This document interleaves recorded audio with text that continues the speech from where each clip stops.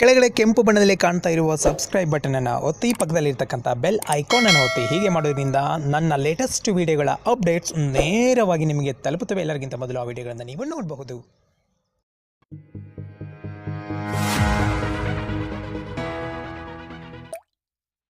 ವೇದಿಕೆಯನ್ನು ಅಲಂಕರಿಸಿರುವ ಮಾನ್ಯ ಮುಖ್ಯ ಅತಿಥಿಗಳೇ, ಈ ಕಾರ್ಯಕ್ರಮಕ್ಕೆ ವಿಶೇಷ ಘನತೆ ಹಾಗೂ ಗೌರವವನ್ನು ಹೆಚ್ಚಿಸಿರುವ ಆದರಣೀಯ ಪ್ರಾಂಶುಪಾಲರೇ, ಜ್ಞಾನ ಮತ್ತು ಶಿಸ್ತುಗಳ ದೀಪವಾಗಿ ನಮ್ಮ ಬದುಕಿಗೆ ದಾರಿ ತೋರಿಸುತ್ತಿರುವ ಗೌರವಾನ್ವಿತ ಶಿಕ್ಷಕ ವೃಂದದವರೇ ಹಾಗೂ ದೇಶದ ಭವಿಷ್ಯವಾಗಿರುವ ನನ್ನ ಪ್ರೀತಿಯ ಸಹೋದರ ಸಹೋದರಿಯರೇ, ಎಲ್ಲರಿಗೂ ನನ್ನ ಹೃದಯಪೂರ್ವಕ ನಮಸ್ಕಾರಗಳು ಹಾಗೂ ಗಣರಾಜ್ಯ ದಿನೋತ್ಸವದ ಶುಭಾಶಯಗಳು.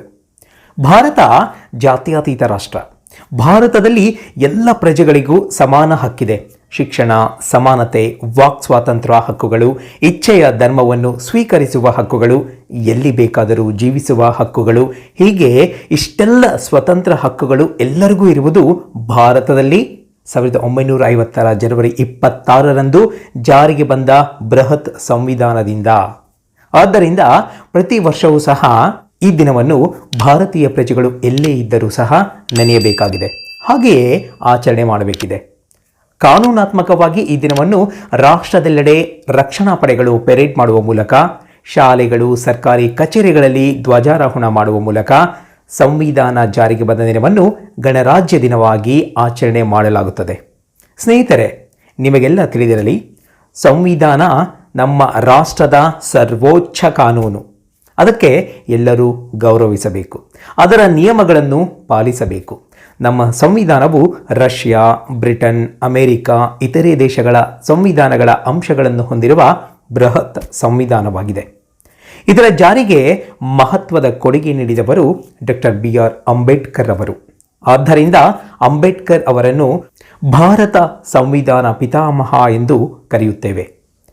ನಾವು ಈ ದೇಶದ ಉತ್ತಮ ಪ್ರಜೆಗಳು ಆಗಿದ್ದರೆ, ಉತ್ತಮ ಪ್ರಜೆಗಳು ಎಂದು ಎನಿಸಿಕೊಳ್ಳಬೇಕು ಎಂದರೆ ನಾವು ಈ ಸಂವಿಧಾನವನ್ನು ಗೌರವಿಸಬೇಕು, ಅದರಲ್ಲಿನ ನಿಯಮಗಳನ್ನು ಪಾಲಿಸಲೇಬೇಕು. ಮೂಲಭೂತ ಹಕ್ಕುಗಳಂತೆ ದೇಶದ ಪ್ರಜೆಗಳಿಗಾಗಿ ಇದರಲ್ಲಿ ನೀಡಲಾದ ಮೂಲಭೂತ ಕರ್ತವ್ಯಗಳನ್ನು ಸಹ ಪಾಲಿಸಬೇಕು. ಪ್ರತಿ ವರ್ಷ ಜನವರಿ 26 ಗಣರಾಜ್ಯ ದಿನೋತ್ಸವವನ್ನು ಆಚರಿಸಿ ಧ್ವಜಾರೋಹಣ ಮಾಡಿ ಗೌರವವನ್ನು ಸಲ್ಲಿಸಲೇಬೇಕು. ನಾವಿಂದು ಜಾಗತಿಕವಾಗಿ ಏನೆಲ್ಲ ಬದಲಾವಣೆಗಳನ್ನು ನೋಡಿದ್ದೇವೆ ಅಲ್ವೇ?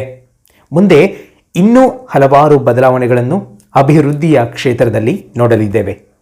ಅದು ತಾಂತ್ರಿಕ ಜಗತ್ತು ಆಗಿರಬಹುದು, ಶಿಕ್ಷಣ ನೀಡುವ ಮಾದರಿ ಆಗಿರಬಹುದು, ಜೀವಿಸುವ ವಿಧಾನವೂ ಆಗಿರಬಹುದು. ಆದರೆ ಭಾರತೀಯರಾದ ನಾವು ಎಷ್ಟೇ ಬದಲಾವಣೆ ಕಂಡರೂ ಸಹ ನಮ್ಮ ಅಸ್ತಿತ್ವಕ್ಕೆ ಅತ್ಯುತ್ತಮ ಕಾನೂನುಗಳನ್ನು ರೂಪಿಸಿರುವ ಸಂವಿಧಾನ ಜಾರಿಗೆ ಬಂದ ದಿನವನ್ನು ಮಾತ್ರ ಮರೆಯಬಾರದು. ಸ್ವಾತಂತ್ರ್ಯ, ಸಮಾನತೆ, ಏಕತೆ, ಭ್ರಾತೃತ್ವ, ಸಹೋದರತ್ವ ನಮ್ಮ ಸಂವಿಧಾನದಲ್ಲಿರುವ ಪ್ರಮುಖ ಮೌಲ್ಯಗಳಾಗಿವೆ.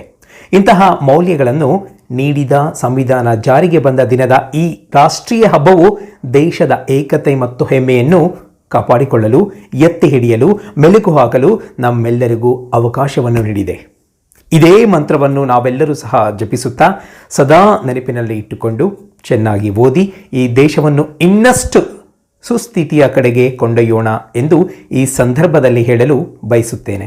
ಹಾಗೂ ಈ ಸುದಿನಕ್ಕೆ ಕಾರಣರಾದ, ದುಡಿದ ಮಹಾನ್ ವ್ಯಕ್ತಿಗಳೆಲ್ಲರಿಗೂ ನನ್ನ ಸಾಷ್ಟಾಂಗ ನಮಸ್ಕಾರಗಳನ್ನು ಅರ್ಪಿಸುತ್ತಾ ನನ್ನ ಭಾಷಣವನ್ನು ಇಲ್ಲಿಗೆ ಮುಗಿಸುತ್ತೇನೆ. ನನಗೆ ಇಷ್ಟು ಮಾತನಾಡಲು ಅವಕಾಶ ನೀಡಿದ ನಿಮ್ಮೆಲ್ಲರಿಗೂ ನಾ ಸದಾ ಚಿರಋಣಿ ಆಗಿರುತ್ತೇನೆ ಎಂದು ಹೇಳುತ್ತಾ ಧನ್ಯವಾದಗಳನ್ನು ಹೇಳುತ್ತಾ ನನ್ನೆರಡು ಮಾತುಗಳನ್ನು ಮುಗಿಸುತ್ತಿದ್ದೇನೆ. ಜೈ ಹಿಂದ್, ಜೈ ಭಾರತ್.